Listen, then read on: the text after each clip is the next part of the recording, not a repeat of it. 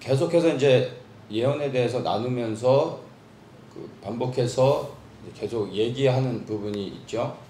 예언에 대한 본질, 예언의 본질은 나에 대한 것이 아니라 하나님에 대한 것이라고 우리가 얘기했습니다. 그래서 이것을 여러분 이제 마음에 새겨야 됩니다. 나에 대한 게 아니라 하나님에 대한 것. 그리고 예언은 단순히 장래에 일어날 어떤 일을, 어떤 사건을 미리 말하는 것이 아니라 하나님의 뜻과 계획을 말하는 것이 예언이다. 이렇게 이야기했습니다.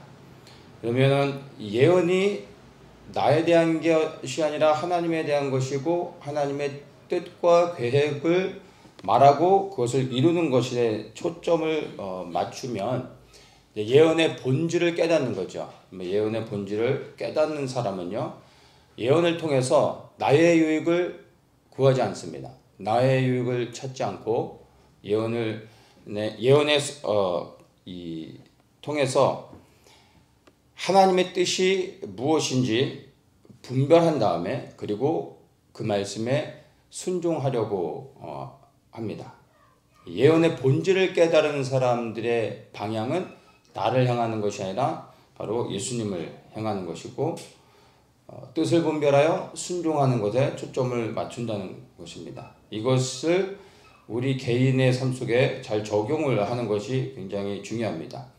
그래서 우리는 예언하면 예언의 타겟을 항상 우리 개개인에게 돌리는 경우가 많습니다. 물론 예언이 개개인의 사람들에게 적용이 되기도 합니다. 그런 부분도 계속 나눴고, 근데 이 개인에 대한 예언도 사실은 최종적으로 예수님의 뜻 안에서 이게 해석이 되어지고 나의 미래에 대한 어떤 예언의 선포가 결국에 하나님의 뜻 안에서 어떻게 합력하여 선을 이루게 되는지, 그리고 내 삶을 어떻게, 내 미래에 되어질 일들과 주님의 뜻이 어떠한 상관관계가 있는지, 그리고 내가 어떻게 그 안에서 순종해야 되는지, 이런 것들을 고민해야 된다는 겁니다. 그리고 더 나아가서 우리가 예언의 수혜자가 되려고 하면은 안 되고, 예언의 성취를 위해 수고하는 사람, 그리고 땀 흘리고 헌신하면서 그 예언의 성취가 이루어질 수 있도록 기도해야 하는 것입니다. 지금까지 제가 이야기한 내용들을 이론적으로는 다 이해를 하셨고 동의가 될 겁니다. 그런데 이게 실질적으로 적용이 되지 않으면 사실은 이 말씀이 별 의미가 없습니다. 그래서 이 말씀을 바울의 삶을 통해서 예언이 어떻게 실제적으로, 아주 실제적으로 내가 아닌 예수님에게 초점을 맞추며 주님의 뜻을 이룰 수 있는가, 어떻게 해야 되는가, 이런 부분들을 한번 보도록 하겠습니다. 사도행전 20장에 보면은 이제 바울의 이야기가 나오는데, 이제 바울이 이제 유럽에서 복음을 전하죠. 그리고 이제 그가 3차 전도 여행을 마치고 예루살렘으로 다시 돌아가려고 합니다. 사도행전 20장 22절을 보면, 보라, 이제 나는 심령의 매임을 받아 예루살렘으로 가는데 저기서 무슨 일을 만날지 알지 못하노라. 오직 성령이 각 성에서 내게 증거하여 결박과 환난이 나를 기다린다 하시나, 나의 달려갈 길과 주 예수께 받은 사명 곧 하나님의 은혜의 복음 증거하는 일을 마치려 하면은 나의 생명을 조금도 귀한 것으로 여기지 아니하노라. 이렇게 이야기하면서 바울이 이제 예루살렘을 향해 갑니다. 자, 그렇게 해서 그가 이제 밀레도에서 이제 두로로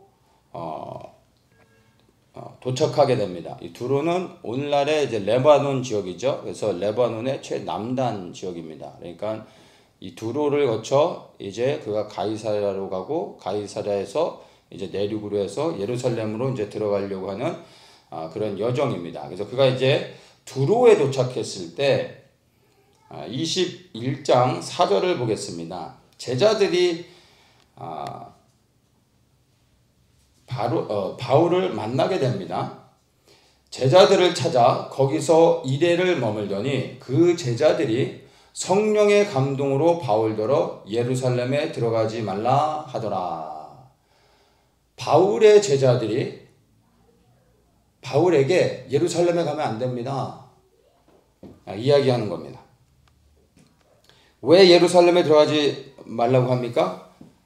자세한 건 여기에 기록되어 있지는 않지만 예루살렘에 들어가면 뭔가 불길한 일이 있다라는 거야. 근데 이것을 이들이 어떻게 알았습니까? 성령의 감동을 통해서 알았다라는 겁니다. 이들이 직감으로 아는 것이 아니라 성령께서 제자들에게 알게 하신 겁니다. 바울이 예루살렘에 들어가면 어떠한 좋지 않은 일을 당하게 될 거다. 그러면 그 당시에 바울이 복음을 증거하고 할 때 계속해서 수많은 위협을 받았습니다. 그럼 예루살렘에 갔을 때 동일한 위협을 받고 생명의 어떤 위협 그리고 붙잡힘 이런 일들이 있을 것이다 라고 분명히 얘기했을 겁니다. 그렇죠? 그런데 바울이 이렇게 성령의 감동 가운데서 제자들이 예루살렘에 들어가지 말라라고 이렇게 권했는데도 불구하고 그가 어떻게 합니까? 5절에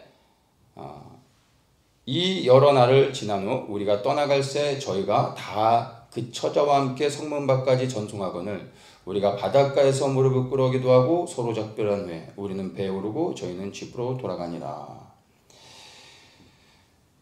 제자들이 이제는 바울을 떠나보내면서 혹시나 이제는 바울을 못 볼 수도 있겠구나 하는 그런 그들의 어떤 안타까움이 좀 느껴지는 것 같습니다. 그래서 그들이 이 바닷가에서 무릎을 꿇고 간절히 바울을 위해 기도하고 작별의 인사를 합니다. 그리고 바울이 이제 두로에서 떠나 가이사랴, 그러니까 두로에서 가이사랴로 내려갑니다. 가이사랴는 이제 지금의 유대 지경이 되는 거죠. 그래서 이 가이사랴가 이스라엘 이 지중해 쪽에 있죠. 그래서 이 가이사랴 밑으로 오늘 지금의 이제 도시로 얘기하면 텔아비브, 그리고 텔아비브 밑에 요빠 이렇게 있죠. 그래서 이제 가이사랴로 그가 가게 됩니다. 자, 이 가이사랴에 도착했을 때 21장 10절입니다. 아가보라는 선지자가 바울에게 옵니다. 그리고 이렇게 얘기합니다. 11절 우리에게 와서 바울의 띠를 가져다가 자기 수족을 잡아매고 말하기를 성령이 말씀하고 있습니다. 예루살렘에서 유대인들이 이같이 이 띠 임자를 결박하여 이방인의 손에 넘겨주리라. 예언의 말씀을 아주 정확하게 선포하고 있는 것입니다. 바울의 띠를 가져다가 자기의 수족을 묶으면서 보여주는 겁니다.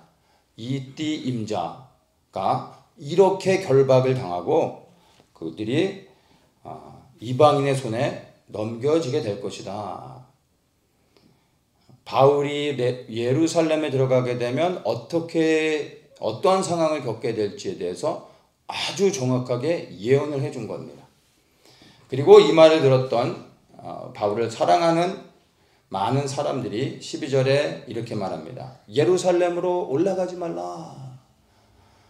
왜냐하면 성령의 감동을 통해서 두로에서 있었던 제자들도 예루살렘에 가지 말라고 했고 이제 또 이 가이사랴에 있는 바울을 사랑하는 많은 사람들이 성령의 감동 가운데서 바울에 대해서 예언한 이 아가보의 이야기를 듣고서 예루살렘에 올라가지 말라 이렇게 계속해서 바울에게 말하고 있습니다. 그런데 바울의 최종 결정이 무엇입니까? 그가 가이사랴에서 예루살렘으로 들어가게 됩니다. 13절을 볼까요? 너희가 어찌하여 울어 내 마음을 상하게 하느냐? 나는 주 예수의 이름을 위하여 결박받을 뿐 아니라 예루살렘에서 죽을 것도 각오하였노라. 이게 바울의 고백입니다. 그리고 그가 그를 향해서 정말 좋은 의도로 권면하며 절대 가면 안 된다라고 이렇게 성령의 감동 가운데 그가 예루살렘에 들어가게 되면 당할 미래의 일들을 정확히 말해줬음에도 불구하고 바울은 예루살렘으로 들어가는 겁니다. 자, 그러면 우리는 이 부분을 좀 곰곰이 생각을 해봐야 됩니다. 사람들이 그렇게 말려있음에도 불구하고 단순히 인간적인 어떤 방법으로 가지 말라고 한 것이 아니라 성령의 감동 가운데 예루살렘에 들어가면 당하게 될 그 위협, 어려움들, 이것을 분명히 얘기해 줬는데 왜 예루살렘으로 바울은 들어갔을까요? 바울은 성령의 감동을 받는 사람이 아니었을까요? 아니면 그 주변에 많은 사람들이 성령의 감동을 통해 이렇게 얘기했는데 그 사람들이 받은 성령의 감동을 무시한 것일까요?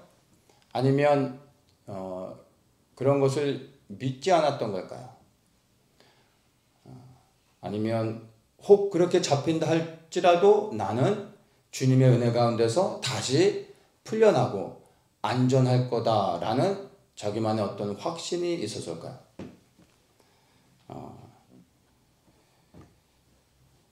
바울의 대답을 통해서 우리가 바울이 왜 이러한 사람들의 만류에도 불구하고 들어갔는지를 명확하게 이해할 수 있습니다. 13절을 다시 읽습니다.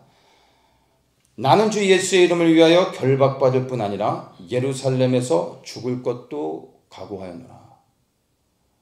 바울은 자기가 예루살렘에 들어갔을 때 주님의 은혜 가운데 자기는 안전하게 보호받을 것이다 라는 확신이 있었기 때문에 그럼에도 불구하고 들어갔던 것이 아니라 무엇 때문에요?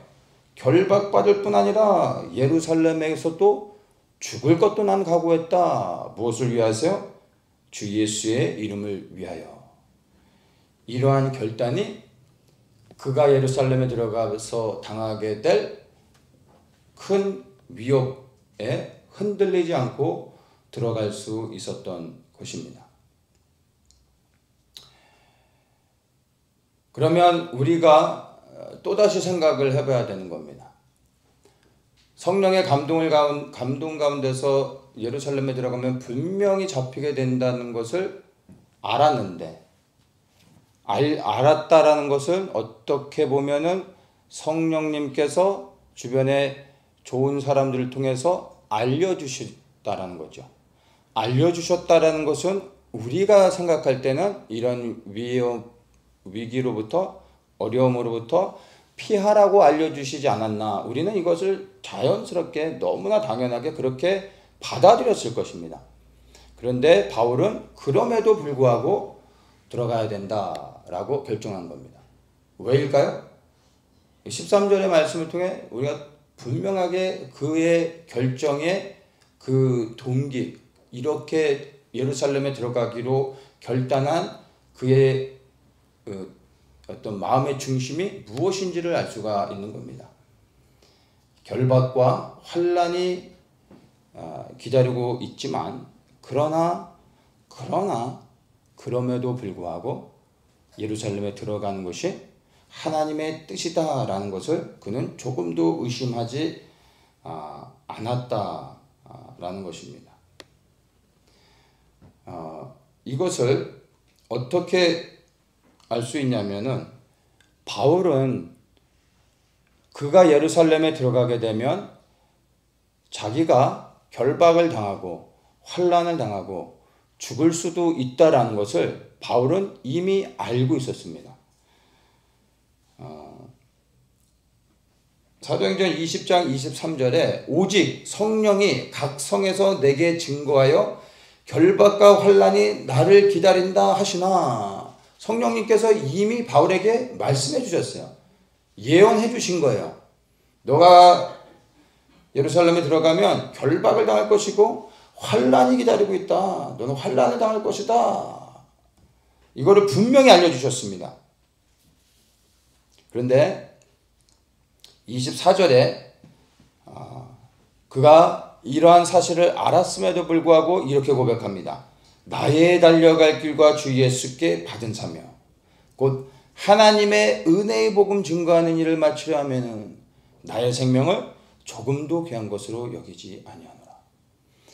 예루살렘에 들어가면 내가 환난을 당하고 붙잡히고 그래서 죽을 수도 있지만, 그러나 그럼에도 불구하고 나는 그 예루살렘에 들어가 하나님의 은혜의 복음을 증거해야 된다.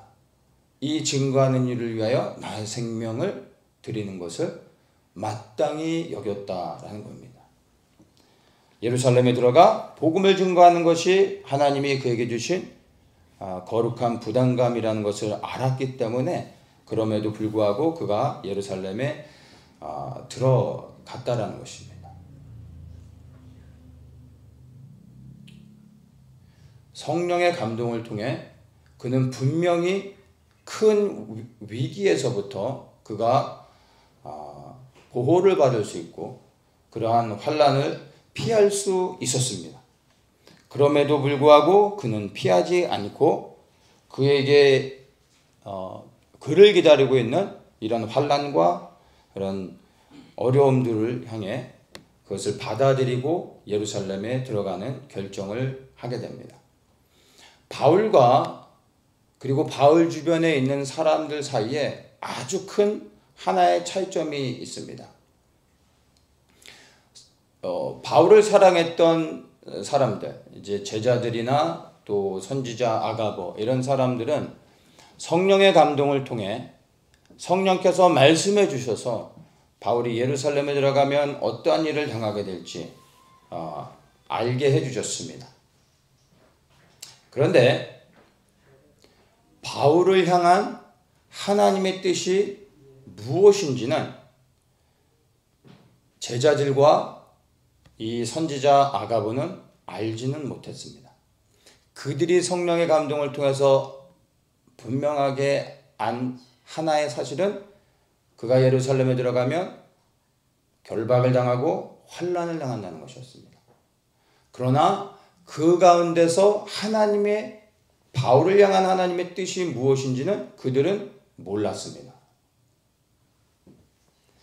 그런데 바울의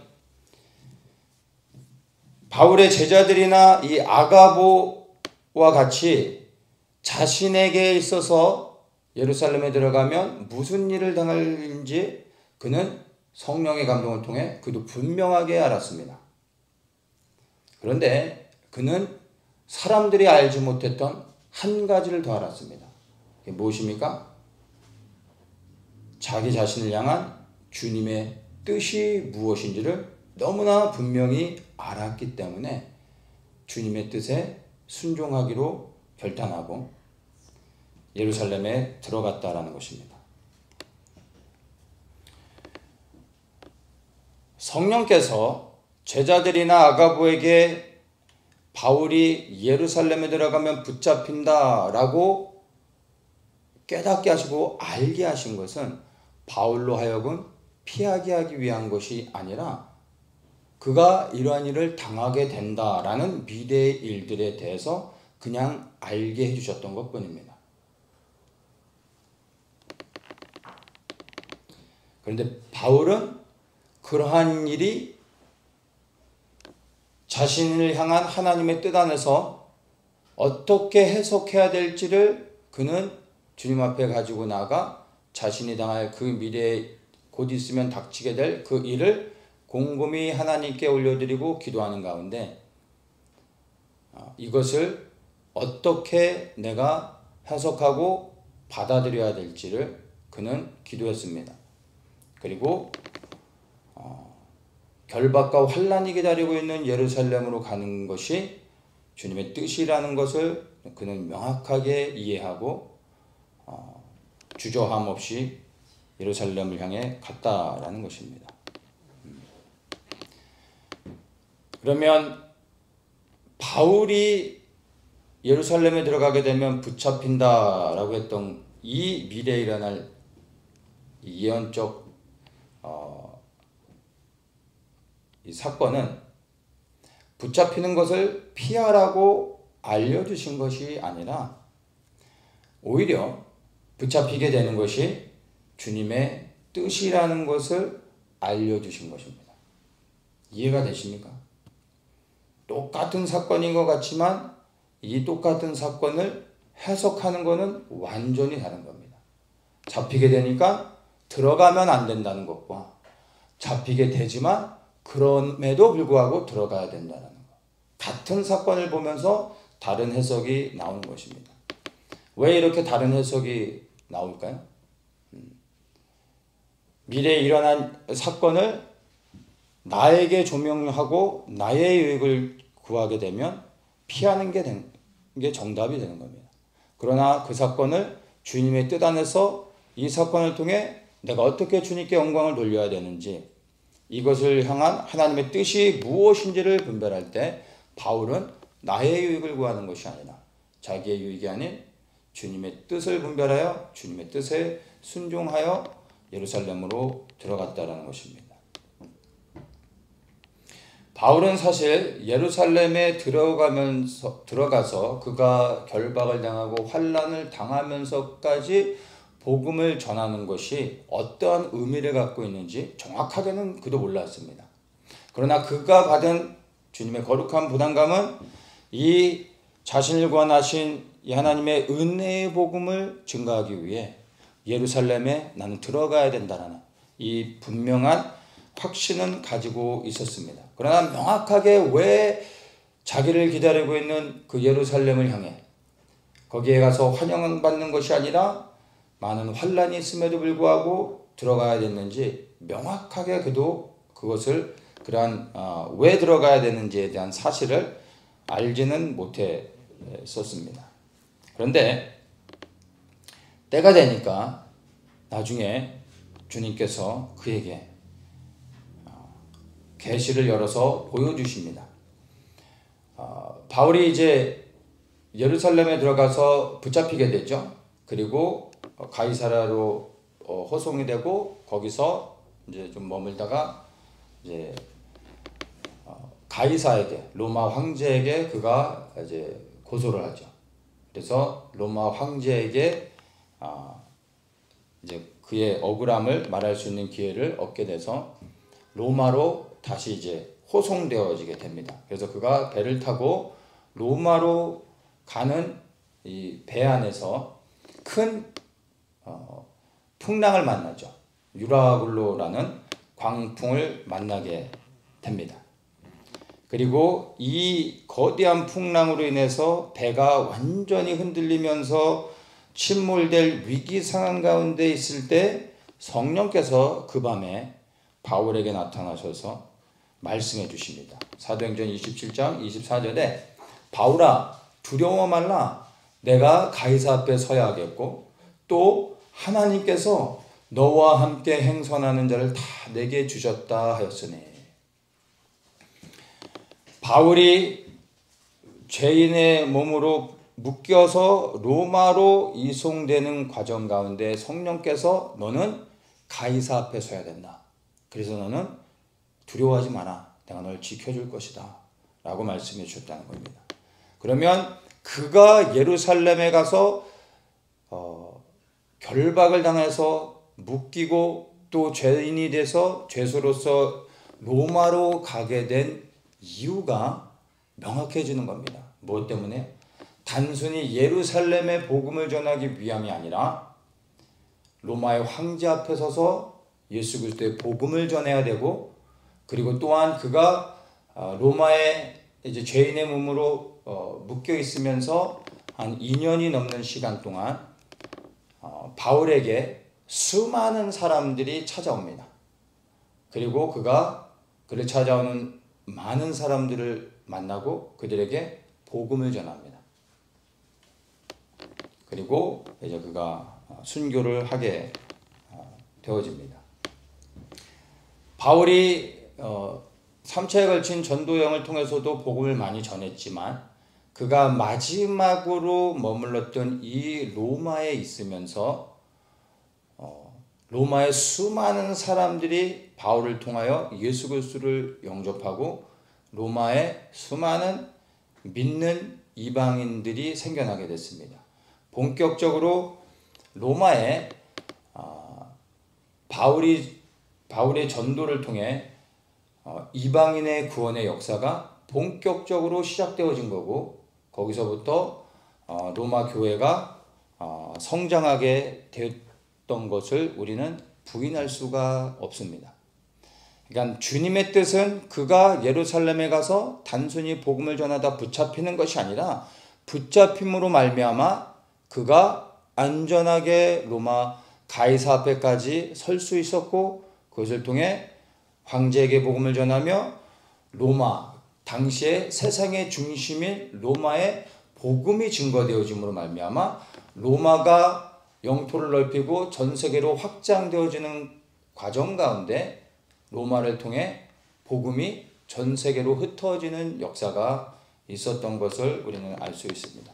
그럼 이 모든 과정들을 보면 하나님의 뜻은 예루살렘에 들어가 그가 결박을 당하는 것이 하나님이 계획하신 것이었고, 바울은 그것에 순종했던 것입니다. 그가 순종했더니 하나님이 예루살렘에서 결박받게 하셨던 이유를 나중에 알게 된 것이죠.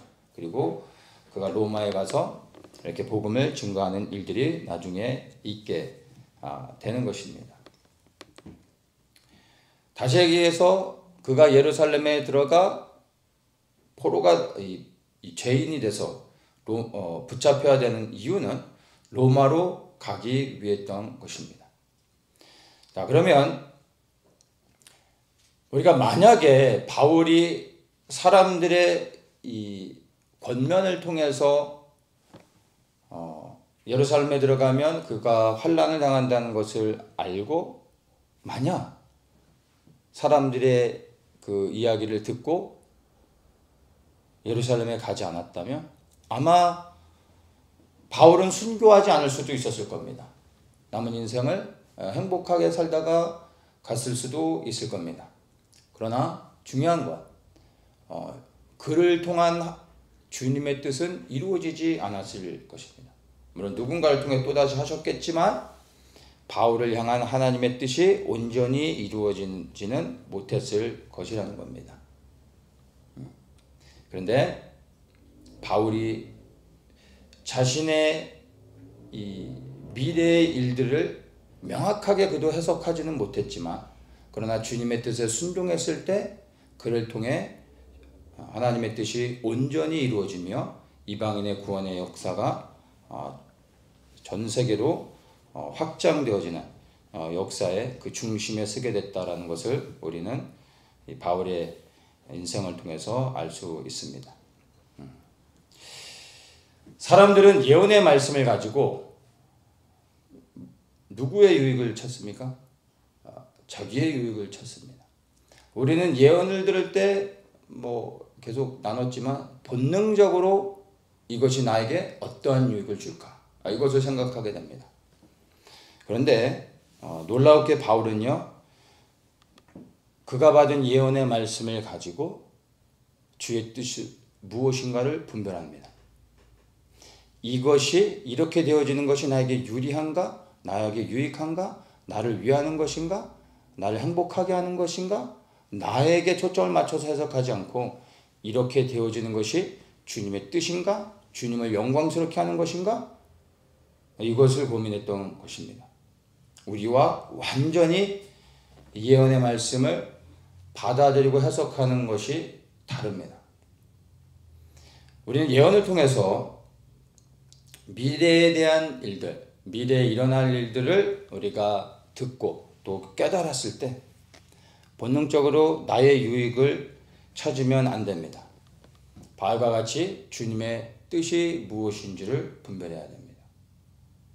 그래야 내 앞에 일어날 일이 이 사건을 내가 받아들일 것인가, 아니면 내가 거부할 것인가, 선택하는 데 있어서 중요한 결정을 내리는 중심이 될 수 있는 겁니다.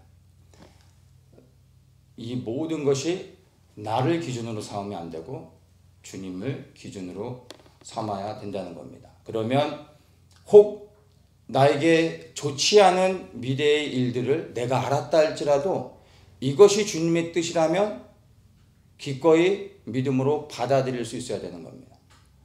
근데 반대로 어떤 내 앞에 좋은 일이 예정되어 있다 할지라도 내가 그것을 취할 수 있는 것이라 할지라도 그런데 그것이 주님이 나를 향한 계획이 아니라면 그것을 거부할 수 있는 결단을 할 수 있어야 되는 겁니다. 중요한 것은 나의 유익이 아닌 주님의 뜻이 무엇인지 분별하며 모든 기준을 예수님으로 삼아야 되는 것입니다. 그래서 미래에 일어날 일이 주님의 뜻 안에서 완전히 해석되어지기 전까지는 예언이 아닙니다. 미래의 사건을 아는 것이 예언이 아닙니다. 이 미래에 일어날 일이 주님을 영화롭게 하고 주님의 뜻을 이룰 때 이것이 진정으로 예언이 될 수 있는 겁니다. 어떤 사람들은 미래에 일어날 일을 알 수 있습니다. 성령의 감동을 통하여 미래에 일어날 어떤 일들을 알 수 있습니다. 그런데 그러한 일들 자체가 미래에 일어날 일을 아는 것 자체가 예언이 아닙니다. 이것이 주님의 뜻 안에서 해석되어지고 이것을 통해 주님을 영광스럽게 할 때 그것이 예언의 선포가 되어진다는 것입니다. 그래서 미래의 일을 아는 것보다 더 중요한 것이요.